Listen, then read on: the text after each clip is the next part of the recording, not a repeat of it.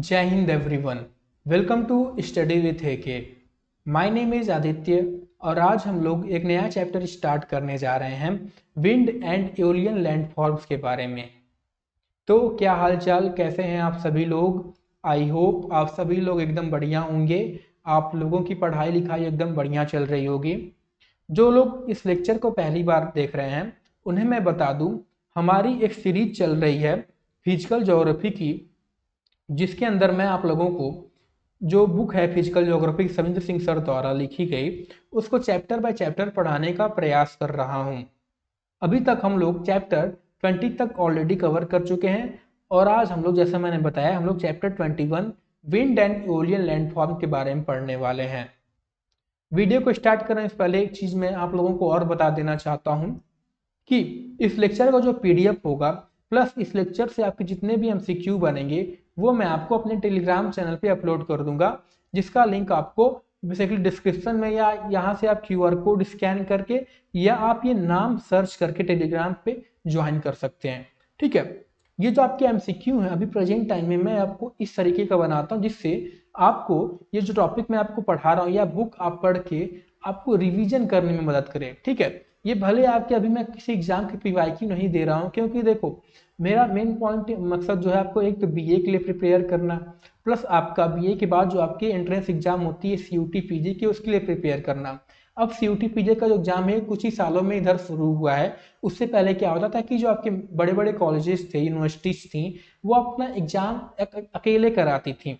ठीक है, individual exam कराती थी। तो पेपर तो इसका मुझे मिल गया है, प्लस अभी मैं डिफरेंट यूनिवर्सिटी के पेपर भी ढूंढ रहा हूँ, सर्च कर रहा हूँ। जब मुझे इस पेपर मिल जाएंगे तो उस सर से मैं आपको सारे क्वेश्चन निकाल के पर्टिकुलर टॉपिक में ऐड कर दूंगा। ठीक है, अभी के लिए एमसीक्यू सिर्फ आपको रिवीजन करने में मदद कर रहे हैं, फिर बाद में इन फ्यूचर मैं अभी इस पे भी काम कर रहा हूँ तो ये आपको हेल्प करेगी। बाद में सीयूटी पीजी को क्वेश्चन में आप यहीं से समझ लेंगे। ठीक है, आपको कहीं और भटकना नहीं पड़ेगा।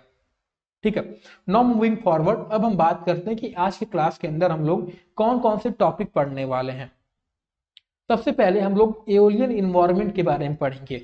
एओलियन इन्वायरमेंट मतलब आपके जो एओलियन लैंडफॉर्म मतलब ऐसे लैंडफॉर्म जो कि विंड के द्वारा बनाए जाते हैं। ये कौन से एरिया में बनते हैं, उनके थोड़े से इन्वायरमेंट के बारे में जानकारी लेंगे। फिर हम लोग वेदरिंग इन एराइड एरियाज के बारे में पढ़ेंगे, ये क्या होते हैं अभी हम आगे देखेंगे।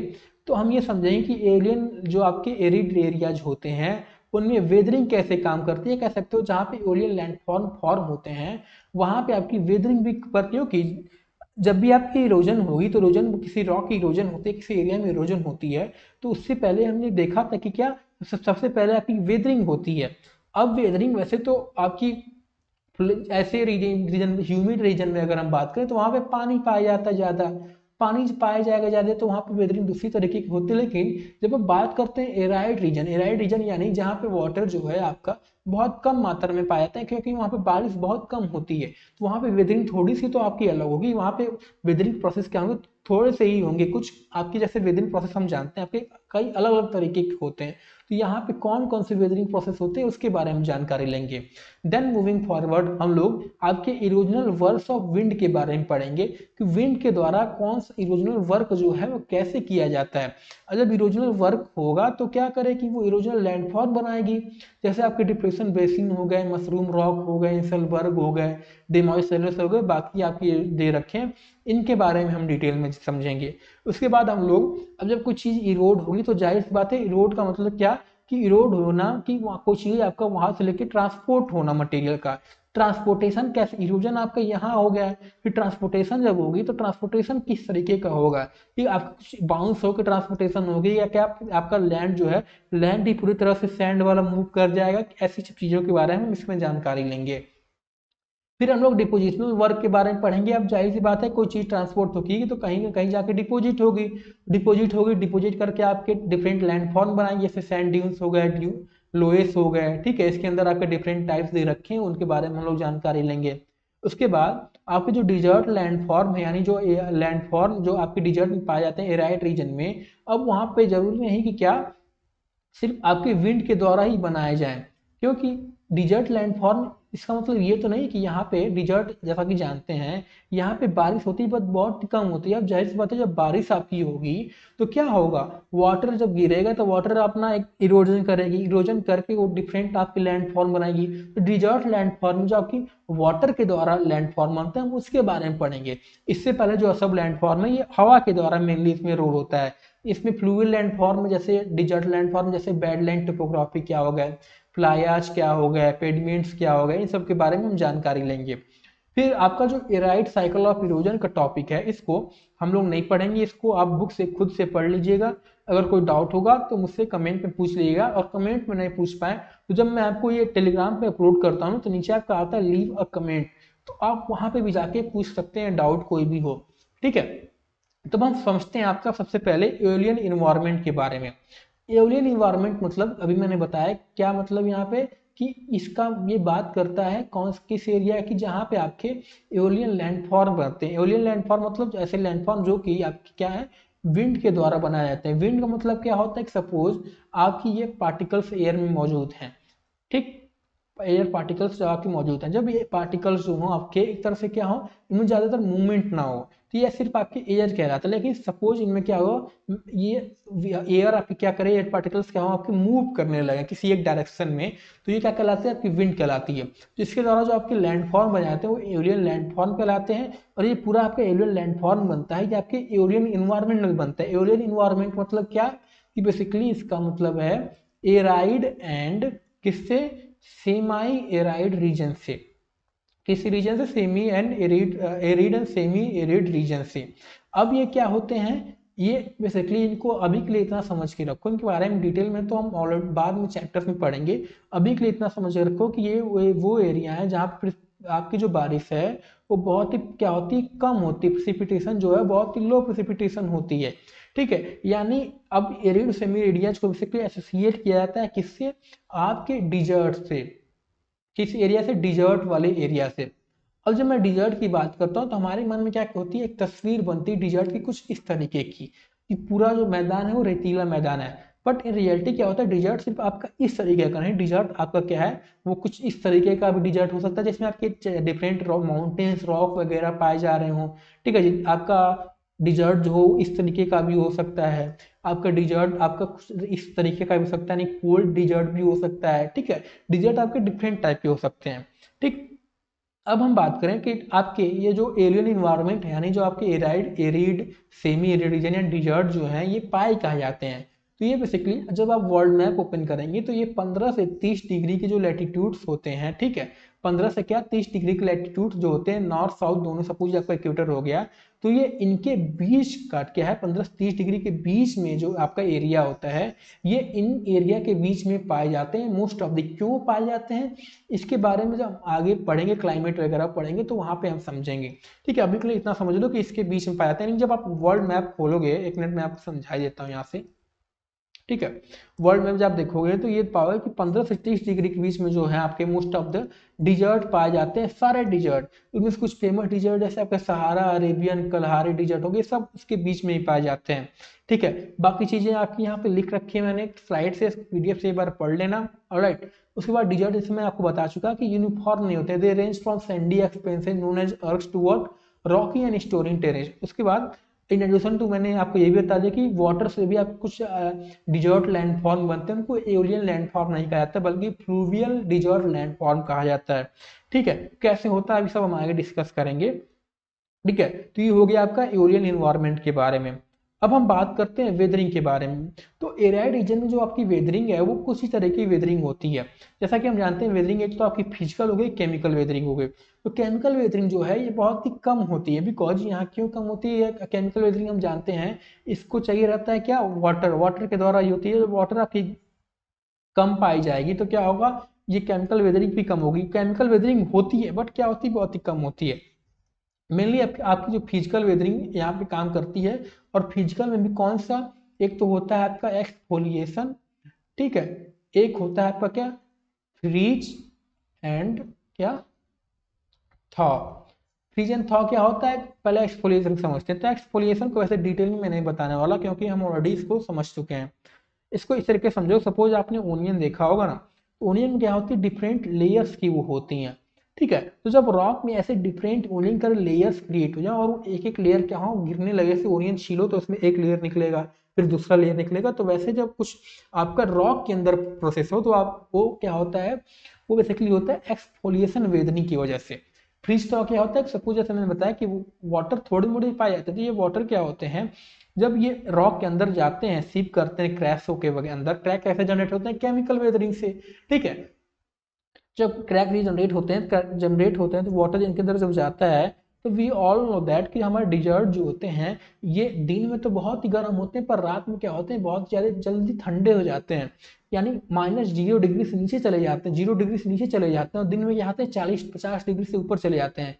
जब वाटर क्या होगा इतने इस इन्वायरमेंट में, इस रॉक के अंदर चला जाएगा, जब वाटर ठंडा होता है तो वी ऑल नो क्या है, वो थोड़ा सा एक्सपेंड करता है, तो रॉक के अंदर क्या होगा, वाटर ठंडा होगा तो एक्सपेंड करेगा, फिर जब आपका गर्म हो तो कॉन्ट्रैक्ट करेगा, तो इस कॉन्ट्रेक्शन एट्रैक्शन यानी फ्रीजिंग थॉय मूवमेंट के कारण क्या होता है, रॉक्स में क्रैक जनरेट होकर वो बेसिकली डिसइंटीग्रेट हो जाती हैं, और डिसइंटीग्रेट होती हैं तो क्या, ये सब आपकी वो आपकी फ्रीज एंड थ्रॉ कहलाती है, और इस तरह से आपकी वेदरिंग काम करती है। वेदरिंग हमें क्यों पढ़ना जरूरी है, क्योंकि जब तक आपकी वेदरिंग नहीं होगी, जब तक आपका इरोजन नहीं होगा, और इरोजन नहीं होगा तो फिर आपके ये लैंडफॉर्म नहीं बनेंगे, ठीक है। तो ये होगी आपकी वेदरिंग के बारे में, ठीक है। नाउ मूविंग फॉरवर्ड, अब हम बात करते हैं, ठीक है, ये सब चीजें मैंने लिख रखी है यहाँ से, आप लोग पढ़ लीजिएगा। अब हम बात करते हैं इरोजनल वर्क ऑफ विंड की। तो जो इरोजनल वर्क है विंड का, ये मेनली 3 तरीके से होता है, तो क्या होता है, 3 तरीके से बेसिकली काम करता है। पहला क्या होता है आपका, पहला होता है व्हाट, डिफ्लेशन। डिप्रेशन क्या होता है कि सपोज आपका ये एक पूरा डिजर्ट वाले, जब भी मैं बात करूंगा arid and semi arid region की, तो इसको मैं आपसे क्या करूंगा, डिजर्ट के नाम से बोलूंगा, तो आप समझ जाना मैं इस रीजन की बात कर रहा हूँ। तो डिजर्ट वाले एरियाज में क्या होता है, जैसे हम जानते हैं इसमें सैंड पार्टिकल, बहुत ही छोटे छोटे पार्टिकल्स पाए जाते हैं। तो होता क्या है, सपोज आपके पार्टिकल से जब आपकी विंड जो है वो ब्लो करती है, फ्लो होती है, बहती है, तो क्या करती है, छोटे छोटे पार्टिकल जिनको उठा सके उनको उठा क्या करती है, बहा ले जाती है, क्या करती है अपने साथ, बेसिकली बहा नहीं ले जाती, बेसिकली अपने साथ उड़ा ले जाती है, कह सकते हैं, ठीक है। तो ये आपका क्या कहलाता है, डिफ्लेशन कहलाता है, जब विंड क्या करे, आपके पार्टिकल्स को अपने साथ क्या करे, ब्लो आउट कर ले जाए।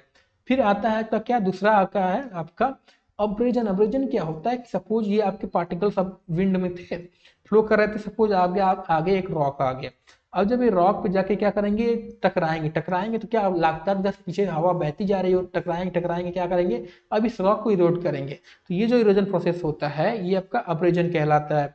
फिर तीसरा आता है आपका अट्रीशन। अट्रीशन क्या होता है कि ये जो आपके रॉक्स हैं, जो रॉक्स जो छोटे छोटे पार्टिकल्स हैं, ये आपस में ही कोलाइड करके क्या हो और छोटे और इरोड हो जाएं, तो ये आपका अट्रिशन कहलाता है, ठीक है। तो इस वजह से इस ये 3 प्रोसेस की वजह से बेसिकली आपका जो है विंड इरोजनल वर्क करता है और अपना इरोजनल लैंडफॉर्म बनाता है, ठीक है। एक और चीज यहाँ पे नोट कर लीजिएगा आप लोग, क्या कि विंड इरोजन जो है it is most effective just above the ground around 20 to 25 centimetre, यानी ओवरऑल जो आपका विंड जो है इरोजन जो है वो ज्यादातर कितने में होता है, वो होता है यहाँ, एक मिनट अगली लाइन से, 180 सेंटीमीटर। और जो इसमें मोस्ट इफेक्टिव होता है वो होता है आपका क्या, 20 से 25 सेंटीमीटर, यानी जो विंड इरोजन होता है आपका, जो आपके एवियन लैंडफॉर्म बनते हैं उनमें जो इरोजनल वर्क होता है विंड का, वो ज़्यादातर इफेक्टिव होता है 20 से 25 सेंटीमीटर। ओवरऑल ज़्यादातर 180 होता है, बट मोस्ट इफेक्टिव होता है 20 से 25 में, क्योंकि यहाँ पर जो पार्टिकल एक तो होते हैं, क्योंकि हम जानते हैं हल्के पार्टिकल होंगे तो वो और ऊपर तक फ्लो करेंगे, बहेंगे, छोटे होंगे तो क्या होंगे, नीचे नीचे करेंगे, नीचे नीचे करेंगे तो क्या होंगे, वो रॉक पे टकराएंगे, तो ज्यादा जब वो छोटे बड़े बड़े होंगे तो क्या करेंगे, रॉक को ज्यादा इफेक्टिव करेंगे, तो आपका अब्रेजन थोड़ा और इफेक्टिव होगा। यहाँ पे बड़े बड़े होंगे तो क्या वो और टकराएंगे आपस में, तो अट्रेशन भी यहाँ पे ज्यादा होता है, आपका डिफ्लेशन तो हो ही रहा है, तो इस वजह से दे रखा है कि मोस्ट इफेक्टिव जो है ये 20 से 25 सेंटीमीटर के में ही बनते हैं, ये ध्यान दीजिएगा, क्योंकि इससे आपके जो लैंडफॉर्म होते हैं आपको समझ में आएगा, ठीक है। तो हम बात करते हैं आपके इरोजनल लैंडफॉर्म के बारे में। सबसे पहले आता है क्या, डिप्रेशन बेसिन। डिप्रेशन में समझा था क्या कि सपोज आपकी लैंडफॉर्म है, लैंडफॉर्म लैंड एरिया है, यहाँ से आपकी जो पार्टिकल है सैंड पार्टिकल वो मूव कर गए, अब मूव कर देंगे तो डिप्रेशन मतलब ये हो गया। बेसिन मतलब क्या, बेसिन मतलब सपोज आपको कोई डिप्रेशन या बेसिन, तो जब डिप्रेशन के कारण आपके कोई डिप्रेशन फॉर्म हो, बेसिन फॉर्म हो, तो वो क्या कहलाती है, आपकी डिप्रेशन बेसिन कहलाती है। इसे ब्लो आउट या डिजर्ट हॉलोज भी कहा जाता है, ठीक है। जैसे क्या मैंने बताया, when depression causes a shallow depression by persistent movement of wind, they are called depression hollows. फिर नेक्स्ट आता है क्या आपका मशरूम रॉक। मशरूम रॉक क्या होते हैं, सपोज आपका क्या था, एक ये रॉक था, ठीक है, सपोज आप, या इसको इस तरीके से समझ लो, सपोज आपकी क्या थी, एक चट्टान थी। चट्टान में क्या था कि इतना जो एरिया था ये आपका हार्ड रॉक से बना हुआ था, ये सब आपका हार्ड रॉक से बना हुआ था। प्लस अभी हमने देखा था क्या कि विंड जो है वो क्या होती है, वो 180 सेंटीमीटर तक ही ज़्यादातर होती है, और मोस्ट इफेक्टिव क्या होती है आपकी 20 से 25। तो यहाँ पे जो इरोजन होगा वो ज़्यादा होगा इन कंपेरिजन टू इस वाले एरिया में। यहाँ पे जो इरोजन होगा वो और ज़्यादा थोड़ा सा होगा, पर इसके कंपेरिजन क्या हो, थोड़ा ज़्यादा होगा।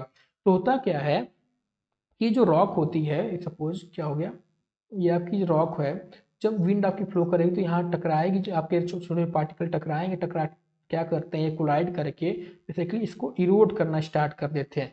फिर विंड तो जरूरी है नहीं कि आपकी विंड डायरेक्शन में बहेगी, विंड आपकी इधर से भी कई बार बह सकती है, तो इधर से बही, फिर क्या हुई, इसको इरोड करना स्टार्ट की। इरोड करते करते क्या हुई, इसको कुछ इस तरीके का डिप्रेशन क्या हुई, इस तरीके का इसको क्रिएट कर दी। तो यही आपके क्या कहलाते हैं, मशरूम रॉक कहलाते हैं, यानी ऐसे रॉक जो कि एक तो मशरूम आपने देखा होगा उस तरीके का जो शेप बनाते हैं, तो आपके मशरूम रॉक कहलाते हैं। ठीक। नाउ मूविंग फॉरवर्ड, अब हम बात करते हैं इंसलबर्ग की। तो इंसलबर्ग क्या होते हैं, ये टर्म इंसलबर्ग है, it is a German word meaning island mountain. जो पहली बार था पैसर्स द्वारा, इसको ज्यादा ध्यान देने जो होते हैं, बस इतना समझ लो क्या होते हैं। तो these are what, sharply rising isolated hill that stand above flat surfaces, particularly found in South Africa. ठीक है। इनका कैरेक्टरिस्टिक की बात करें तो they are characterized by steep slope and rounded top. जब राउंडेड टॉप के कुछ इस तरीके का स्ट्रक्चर आपका पाया जा रहा हो डिजर्ट एरियाज में, तो आपके क्या कहलाते हैं, आपके इंसलबर्ग कहलाते हैं। ठीक। अब आपकी जो इंसलबर्ग है ना, these are very unique and somewhat controversial landform. Controversial कैसे हैं इसको हम इस तरह के समझते हैं। पहले जो था इंसलबर्ग, ऐसा माना जाता था कि ये जो था सिर्फ आपके एराइड साइकिल और इरोजन, यानी सिर्फ आपके एरिड रीजन में पाया जाता था। ठीक है। बट बाद में ऐसा देखा गया कि दे है इनको सब ह्यूमिड और ह्यूमिड क्लाइमेट में भी पाए जाने लगा। तो इससे ये निकाला गया कि आपके जो हैं ये सिर्फ विंड के कारण ही नहीं, बल्कि अगर यहाँ पाए जा रहे हैं तो यहाँ विंड जो है उतना इफेक्टिव नहीं होता है। तो यहाँ कहा गया कि आपके वाटर के द्वारा या और सब रीजन में पाए जा रहे हैं। ठीक है। इसलिए इसको क्या कहा जाता है, इसको कंट्रोवर्शियल रखा जाता है। क्या, ये जरूरी नहीं कि आपके विंड के द्वारा बने एओलियन लैंडफॉर्म, इसको नहीं, क्योंकि आपने पढ़ा होगा कि जब आपने फ्लूवियल लैंडफॉर्म पढ़ा होगा और लैंडफॉर्म के बारे में पढ़ा होगा, तो वहां भी आपने इंसलबर्ग टर्म सुना होगा। ठीक है। तो यहाँ एक सिर्फ इसको पहले तो ये समझ लो होते क्या है, और ये पॉइंट आप नोट कर लेना कि क्या, सिर्फ आप लिए लास्ट वाले पॉइंट कि they are not solely the result of wind erosion but are form through a combination of weathering and erosional process in various climatic region. ठीक। फिर आता है क्या आपका डेमोइस सोलेस। तो these are rock pillars having relatively resistant rock at the top and soft rock below. These are what? These are relatively resistant rock at the top and soft rock below. ठीक है। तो ये आपके कुछ डेमोइल research कहलाते हैं, इसका आप ये फिगर देख सकते हैं, डायग्राम देख सकते हैं। ठीक।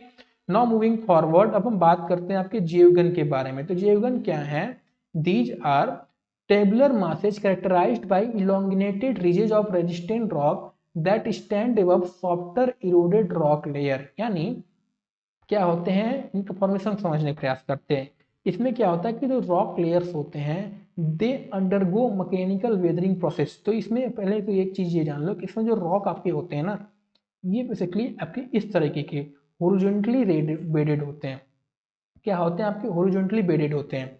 सपोज आपके हार्ड रॉक थे, हार्ड रॉक से बना था, ये आपका सॉफ्ट रॉक था। अब होगा क्या कि पहले तो इसमें आपकी वेदरिंग काम करेगी। वेदरिंग क्या करेगी, क्रैक्स जनरेट करके इनमें, ठीक है, इनको डिसइंटीग्रेट करेगी। सपोज आपकी हार्ड रॉक से इतना एरिया क्रिएट था। ठीक है। अब जब ये होगा तो क्या होगा, ये डिसइंटीग्रेट हुई, जब फिर जब आपकी हवा फ्लो करेगी तो क्या करेगी, इस सैंड वाले पार्टिकल को उठा ले जाएगी। उठा लेगा क्या करेगी, आपके एक टेबुलर टाइप का लैंडफॉर्म क्रिएट कर देगी। तो ये सब आपका एरिया कहता। इसमें मेन पॉइंट बस ध्यान देने वाली ये है कि ये जो होते हैं ये आपके हॉरिजॉन्टली स्ट्रेटा, इनका लेयर जो होता है वो हॉरिजॉन्टली अरेंज होते हैं हार्ड एंड सॉफ्ट रॉक में। ठीक है।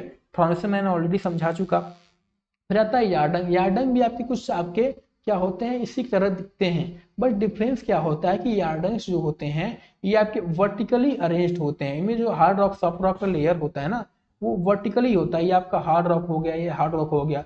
फिर वही प्रोसेस होता है क्या कि आपके सॉफ्ट रॉक जो होते हैं वो मैकेनिकल वेदर्ड होते हैं, मैकेनिकल वेदर डिसइंटीग्रेट हो जाते हैं छोटे छोटे पार्टिकल में। फिर जब विंड फ्लो करती है तो इसको पूरी तरह से इरोड कर ले जाती है, इरोड करके आपको कुछ इस तरीके का क्या होती है लैंडफॉर्म क्रिएट कर देती है। बहुत दूर दूर तक क्या होता है पाया जाता है, क्या होती है ये दूर दूर तक बहुत ही पाया जाता है। ठीक, as you can see from this image.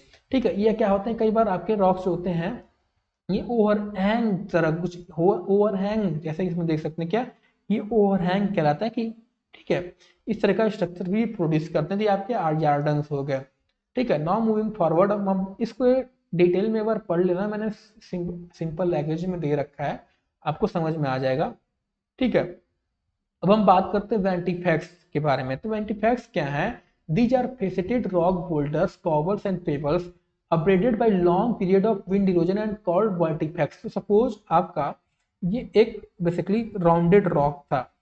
अब जब विंड फ्लो किया, विंड आपका जब ब्लो हुआ तो हुआ क्या कि आप जानते हैं छोटे छोटे पार्टिकल कैरी आउट करते हैं। अब ये पार्टिकल क्या थे, इसको मैं एक मिनट रुकना। ठीक है, ये आपके थे रॉक।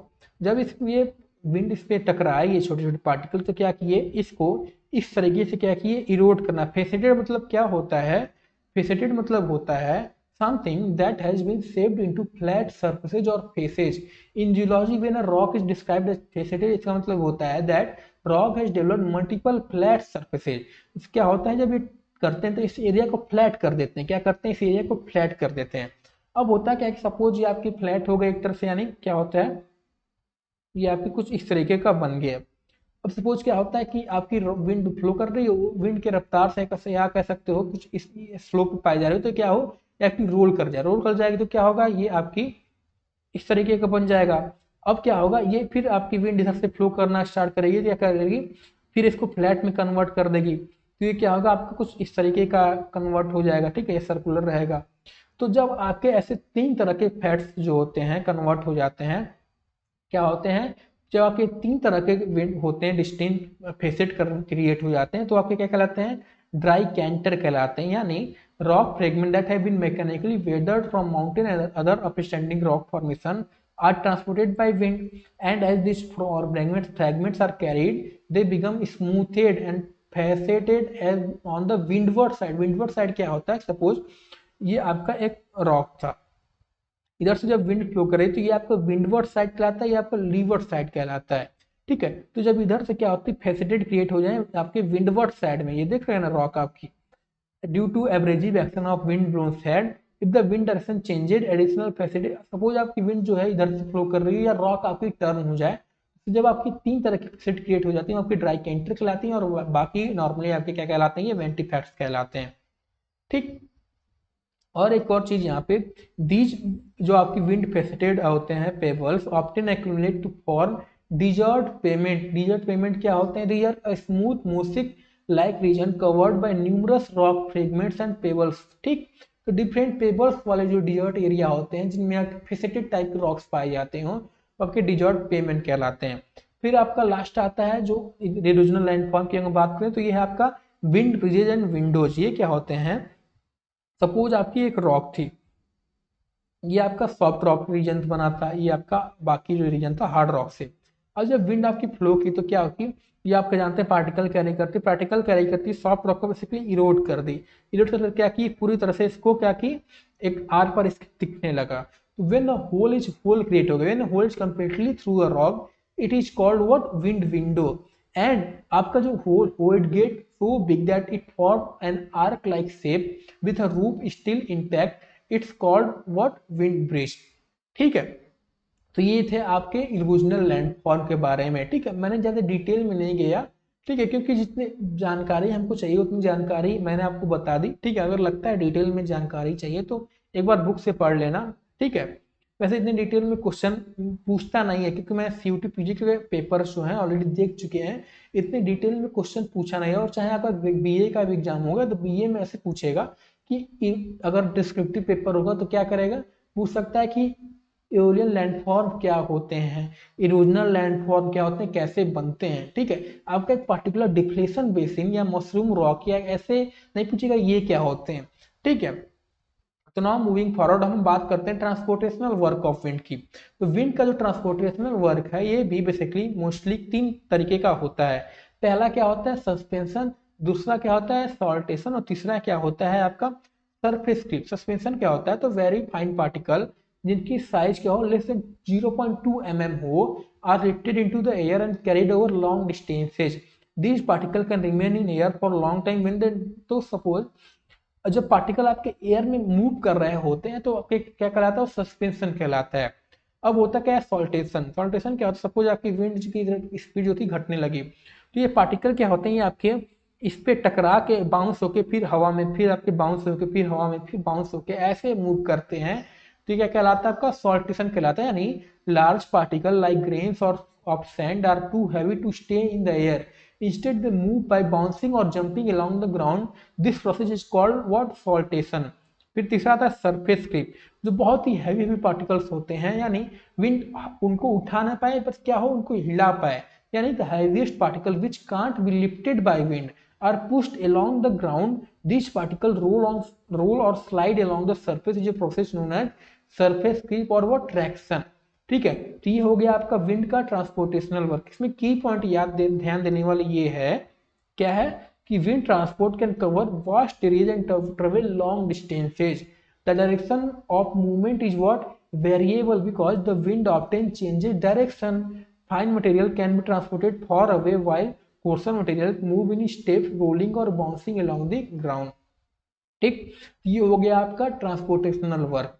अब हम बात करते हैं डिपोजिशनल वर्क के बारे में। तो when the wind loses it's energy it can't carry the sand dust and other particle it has been transporting.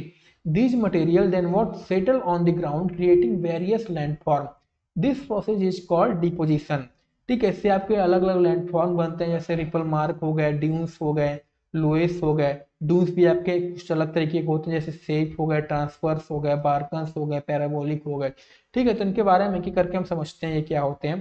पहले आता है ripple mark. Ripple marks are what small wave-like ridges that form on surface of sand or sediment। तो क्या होते हैं ये आपके कुछ इस तरीके के wave-like ridges होते हैं। क्या होते हैं wave-like आपके क्या होते हैं ridges लैंड एरिया होता है सब सैंड आपका होता है। ये बनता कैसे तो अभी हमने देखा था क्या सॉल्टेशन। तो होता क्या है सपोज आपका क्या था एक तो यहाँ टकराया, यहाँ इसने रोड किया, फिर आपका बाउंस हुआ, फिर यहाँ टकराया तो यहाँ इसने रोड किया, क्या हुआ एक विंड वेव लाइक स्ट्रक्चर ऐसे क्रिएट हो गया। ठीक है, तो ये आपके होते हैं रिपल मार्क्स। फिर आता है क्या आपका ड्यून्स। ड्यून्स और what dunes are basically hills और ridges of sand formed by the movement of wind. They are common in where desert beaches and other sandy areas. इनके फॉर्मेशन की अगर हम बात करें तो व्हाट हैपेंड सपोज आपकी ये जो आपका ये आपका कोई लैंड एरिया था, यहाँ आपकी कोई ट्री पाई जा रही थी, कह लो कोई रॉक पाई जा रही थी। तो होगा क्या है कि आपकी सैंड जो होंगी पार्टिकल्स जो सैंड के मूव कर रहेंगे एयर में, अब क्या होंगे इतनी इतनी रफ्तार इनकी एनर्जी होगी क्या वो इरोड ना कर पाए, बल्कि क्या होंगे जैसे विंड की रफ्तार घटेगी तो क्या होंगे टकराएंगे इस पे, या कह सकते हो विंड की रफ्तार घटेगी तो क्या होंगे डिपोजिट करना स्टार्ट कर देंगे। डिपोजिट होते होते होते क्या करेंगे ऊपर से और डिपोजिशन होगा, डिपोजिशन होगा होते होते क्या करेंगे ये आपकी एक हिल टाइप की क्या करेंगे एक रिजेज या सैंड क्रिएट कर देंगे, इसे ड्यूस कहा जाता है। ठीक है, यानी sand begins to pile up in small mounds where something blocks the wind like trees, rocks और bushes। जरूरी नहीं कि कोई ब्लॉक है, कई बार क्या होता है विंड की रफ्तार घटेगी तो क्या होगा थोड़ा डिपोजिट होगा, डिपोजिट होगा फिर और डिपोजिट उस पर बढ़ेगा और फिर आप टकराएंगे बढ़ते बढ़ते, ऐसा भी हो सकता है। These objects what slow down the wind and cause sand to settle around them। Over time these small mounds what grow larger as more sand collect and builds up around the obstruction, and as winds collection continues to blow it moves the sand and shapes it into what dune। ठीक है, उसके बाद migration of dunes की बात करें तो इसमें ये इतनी चीजें पढ़ने की जरूरत नहीं है, सिर्फ इतना जान लेना क्या कि व्हाट मैं एक मिनट जूम कर दूं कि मोस्ट ऑफ द जो ड्यून्स होते हैं they are not stable at the places of their formation, rather क्या होते हैं दे आर मोबाइल, क्या होते हैं हमेशा मूवमेंट में रहते हैं। कैसे मूवमेंट में होते हैं तो ये देखो आपका डून यहाँ बना, फिर क्या हुआ आपका ये हटता गया, फिर आपका डून थोड़ा और आगे बढ़ता गया आगे बढ़ता गया, तो क्या होते हैं हमेशा मूवमेंट इनका होता रहता है। ठीक है, इसमें एक और चीज जानने की ये जरूरत है कि क्या ड्यून माइग्रेशन, बस ये चीज जान लो माइग्रेशन कैसे होता है। उसके बाद जो ड्यून माइग्रेशन है ये क्या, इट इज़ वेरी हार्मफुल। क्यों हार्मफुल होता है, क्योंकि इस वजह से क्या होता है कि vast areas of agriculture fields जो होते हैं, आपके जो ह्यूमन सेटलमेंट्स होते हैं, टाउन्स होते हैं, फॉरेस्ट होते हैं, they are buried under immense cover of sand, and it is reported that Thar desert जो है it is spreading toward Uttar Pradesh due to what, gradual migration of sand dune, इन्हीं वजह से, ठीक है। तो ये इंपॉर्टेंस इसका हो जाता है ड्यून माइग्रेशन का, ठीक। नाउ मूविंग फॉरवर्ड, हम बात करते हैं टाइप्स ऑफ ड्यून्स की। पहला ड्यून्स जो होता है जिसे सीप या लॉन्गिट्यूडनल सैंड ड्यून्स कहा जाता है, तो ये क्या होते हैं, these are long narrow sand dunes that what run parallel to the direction of wind. क्या होते हैं, ये आपके लॉन्ग नैरो सैंड ड्यून्स होते हैं जो क्या करते हैं, run parallel to the direction of prevailing wind. They look like what, ridges. ये क्या होते हैं, सपोज आपकी ये थी, तो ये क्या होते हैं, ये इधर से विंड फ्लो कर रही होती है, तो क्या करते हैं कई बार ये पैरेलल विंड डायरेक्शन में इस तरीके का क्रिएट हो जाता है, ठीक है। इसके बाद क्या होता है, सेप जो होते हैं इट इज सिमिलर टू बार्चन। बार्चन क्या होता है अभी हम आगे समझेंगे, बट डिफरेंस क्या होता है, सेप हैज ओनली वन विंग और हॉर्न। हॉर्न क्या होता है, सपोज अभी हम बार्कन समझेंगे तो बार्कन का स्ट्रक्चर कुछ इस तरीके का होता है, जैसा कि आप इसमें देख सकते हैं। सेप में क्या होता है, इसमें सिर्फ आपका ये जो एरिया होता है ये बेसिकली आपका विंग या हॉर्न कहलाता है। तो इसमें क्या होती है, एक तरह की हॉर्न पाई जाती है, सिर्फ एक हॉर्न पाई जाती है। सेप में और ड्यूम में ये डिफरेंस, सेप माफ करेगा, सेप और बार्चन्स में ये डिफरेंस होता है, ठीक है। उसके बाद ट्रांसवर्ड सैंड ड्यून की बात करें, तो जब आपकी विंड सपोज आपकी ऐसे फ्लो करे, डिपोजिशन आपको क्या हो, कुछ इस तरीके का डिपोजिशन हो रहा हो, उसके perpendicular to the direction of wind deposition हो के आपका लैंडफॉल क्रिएशन करे, तो आपकी क्या कहलाती हैं, ट्रांसवर्ड सैंड ड्यून्स कहलाती हैं। फिर आती है बार्चन, जो क्या होते हैं आपके क्रेसेंट शेप्ड, यानी मून की तरह कुछ आपके क्या होते हैं सैंड ड्यून्स होते हैं विद डिस्टिंक्टिव कर्व्स। सपोज आपकी क्या थी, इधर से आपकी विंड फ्लो कर रही थी, अब विंड फ्लो करते हैं आपको कुछ ऑब्स्ट्रक्शन आ गए, तो क्या हुआ, यहाँ पे डिपोजिशन होना शुरू कर देगा। डिपोजिशन होते होते क्या होगा कि विंड जब आपकी फ्लो करेगी तो कई बार क्या होता है, डिपोजिशन आपका कुछ इस तरीके का बढ़ना स्टार्ट कर देता है, ठीक है। क्या होता है आपका इधर ऐसे इसका विंग निकलने लगते हैं, ठीक है। क्या होती है, इसके विंग निकलने लगती है जब ऐसा लैंडफॉर्म आपका क्रिएट होता है, तो ये क्या कहलाती हैं, आपकी बार्चन्स कहलाती हैं, ठीक है। They have what, two wings, या क्या कहलाती है, विंग्स कहलाती हैं, ठीक है। They have what, two wings or point that extend from the crescent side. They form in area where sand is what, plentiful and the wind direction is mostly constant. ठीक है, तो होता क्या है, the wind flows from one direction piling up sand on the leeward side of the obstacle. As the sand accumulates it forms a crescent shape, ठीक है। बार्चन्स have what, curved horn like shape with the open side facing the direction from which the wind is coming, ठीक है। तो wind direction इधर होता है। फिर वहीं आता है पैराबोलिक ड्यूस, ये क्या होते हैं, इसके रिवर्स हो जाते हैं। सपोज आपकी, ठीक है, एक मिनट में मिटा दो इसको। सपोज आपकी बार्चन्स क्या होते हैं कि दोनों एक तरीके के होते हैं, बस डिफरेंस क्या होता है कि बार्चन्स में विंड जो होता है वो इस डायरेक्शन से फ्लो कर रहा होता है, और पैराबोलिक में ड्यूस क्या होता है, जो ये आपका इस तरीके का फ्लो करके जब आपका डायरेक्शन बनाता है तो क्या कहलाती है, आपकी पैराबोलिक ड्यूस कहलाती, ठीक है। ये एक बार कॉमन सेंस अपना लगाओगे, दिमाग में सोचोगे इसका फॉर्मेशन के बारे में, इसका शेप से, तो आपको फॉर्मेशन अपने आप समझ में आएगा कि कैसे इसका फॉर्मेशन हुआ होगा, ठीक है। इसके बाद तीसरा आता है आपका क्या, loess. Loess is what, the German term meaning there by fine loess. German term मतलब होता है लॉस, से मतलब होता है फाइन लोम, लूज और अनकंसोलिडेटेड मटेरियल। तो loess is what, a fine dust blown beyond the desert limit. Desert के आसपास वाले जो नेबरिंग एरियाज में छोटे मोटे इस तरह के एरियाज जो पाए जाते हैं वो आपके लुइस कहलाते हैं। तो वहाँ क्या होता है कि डिजर्ट से आपके सैंड वगैरह फ्लो करके भी नेबरिंग एरिया में जाहिर सी बात है जाते हैं, जब वहाँ डिपोजिट होके कुछ आपका लैंडफॉर्म का क्रिएशन करते हैं आपके लुइस कहलाते हैं। तो is what, fine dust blown beyond the desert limit deposited on neighbouring land, ठीक है। It falls of fertile friable, friable मतलब क्रम्बल्ड, और इनका जो वो बेसिकली कलर होता है वो कुछ येलोविश कलर का होता है, deposit that can cover a large area, ठीक। तो क्या होगा, लुइस आपके डिजर्ट के आसपास वाले एरिया जो कि येलोइश कलर में हो छोटे मोटे, ठीक है, तो आपके लुइस कहलाते हैं। अब हम बात करते हैं आपके फ्लूवियल डिजर्ट लैंडफॉर्म के। तो फ्लूवियल डिजर्ट लैंडफॉर्म क्या, कि ऐसे लैंडफॉर्म जो कि आपकी बेसिकली इसमें वाटर का जो रोल होगा वो मैन होगा, और ये कहाँ फॉर्म हो रहे हैं, डिजर्ट लैंडफॉर्म में। सबसे पहले आता है क्या, आपकी बैडलैंड टोपोग्राफी। तो this refers to what, rugged and eroded landscape found in region with weak sedimentary rock formation. ये क्या है, दीज आर बेसिकली, इतना जान के रखो, ये क्या है, रग्ड, क्या है, these are what, rugged and eroded landscape found in region with weak sedimentary rock formation. This landscape is characterized by highly irregular and uneven surfaces due to extensive erosion caused by water and weathering. ये आप image में देख सकते हो। Suppose आपका ये था land area, यहाँ क्या हुई, वेदरिंग हुई, वेदरिंग होके अब वीक हुई, वीक होके लैंड ब्लो आउट हो गई, ब्लो आउट होके क्या हुई, कुछ इस तरीके का रफ अनइवन सरफेस बना, तो आपकी बेडलैंड टोपोग्राफी कहलाती है। ठीक है, ऑलराइट। उसके बाद क्या होता है, बेडलैंड टोपोग्राफी में कई बार क्या होता है, आपकी न्यूमरस रील्स वगैरह और गलीज भी पाई जाती हैं। ठीक, over time what happen, the water erode deeper into the sediment creating ravines and gullies. These are long narrow valleys that divide the land into uneven ridges and mount. ठीक, now moving forward हम बात करते हैं आपके बोल्सन्स की। तो बोल्सन्स क्या है, these are intermountain basin, which means they are valleys or basin lying between mountain ranges found in arid and semi-arid। इंटरमाउंटेन्स क्या होते हैं कि दो माउंटेन के बीच में जो डिजर्ट एरिया में, सिंपल भाषा में कहूँ मैं तो, डिजर्ट एरिया में जो आपकी वैली या बेसिन्स जो पाए जाते हैं दो माउंटेन्स के बीच में, वो आपके क्या कहलाते हैं, बॉल्सन्स कहलाते हैं। ठीक, इसके बाद moving forward, these areas often have unique landform like pediment, bajadas and what, playas. तो अब क्या होगा, ये बेसिन्स हैं, जाहिर बात है, इसमें जब रिवर आपकी फ्लो करेगी, जब रिवर आपकी फ्लो करती है तो क्या होती है, जैसा कि हम जानते हैं डिजर्ट में वाटर ज़्यादातर तक रहता नहीं, वो इवेपोरेट हो जाता है।